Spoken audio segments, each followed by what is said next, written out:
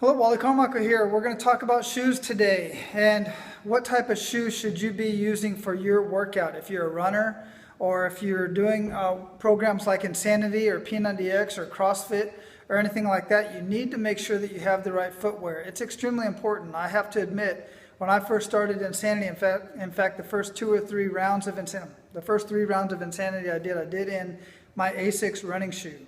It's the favorite shoe I've always had because I've always been a runner. I've always been out running.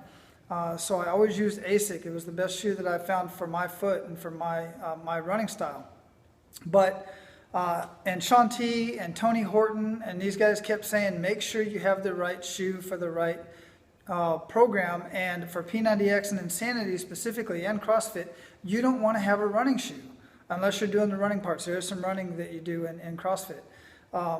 You don't want to have a running shoe for those type of workouts. You want to have a regular court shoe or a trainer. The best type of shoe is a trainer. And so when I started looking for another shoe, and I started doing that because I started feeling more knee come up in my pain, or more pain in my knees. And I thought, well, maybe it's the shoes, so I'll go ahead and try the trainers and see what happens. So I put a question out to the Insanity Instructor Network, and I asked them, what shoe do you prefer to do Insanity in and other programs like that? Almost unanimously, across the board, everybody picked Nike Free. Either Nike Free 3.0 or Nike Free 5.0. Now you got to be careful when you buy these shoes because they have a 3.0 trainer and a 3.0 runner, and the same thing with the 5.0. They have the 5.0 trainer and runner. You want to make sure you get the 5.0 trainer because that's specifically for these workouts. I went and I looked and I found the 5.0 trainer. I am extremely impressed with this shoe. It's such an unbelievable shoe and it's perfect, almost like it was built for Insanity because I don't know if you can see it, but it's got this little lip out here on the back of the heel. And so when you're running, it's on the outside of the shoe.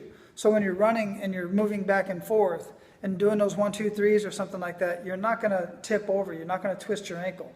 And that's what happens in running shoes. One of the reasons why you don't use a running shoe for this, because the heels are a little bit higher because you have kind of that downward slope on a running shoe, which there's some studies about that as well, which I'll get back with you later.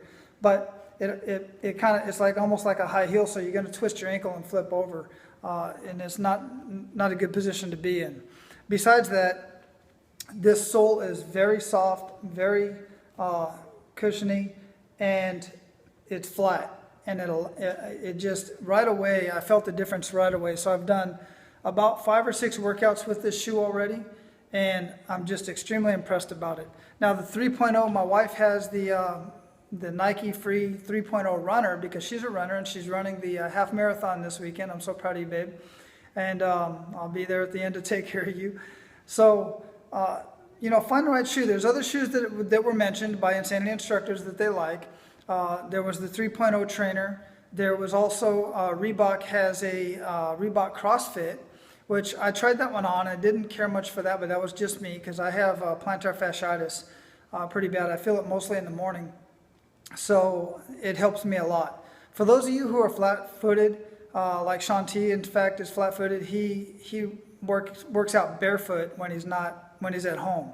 He works out barefoot, and I have a son that's flat-footed as well, so I had him working out barefoot to see how that works out. So you might want to try that out, but I wouldn't try that out on a surface you're not familiar with.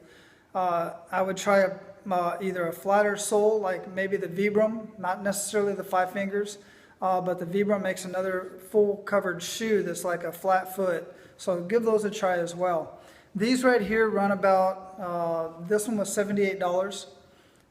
And I bought this. That's a very good price for the shoe. I definitely expected to pay more than that.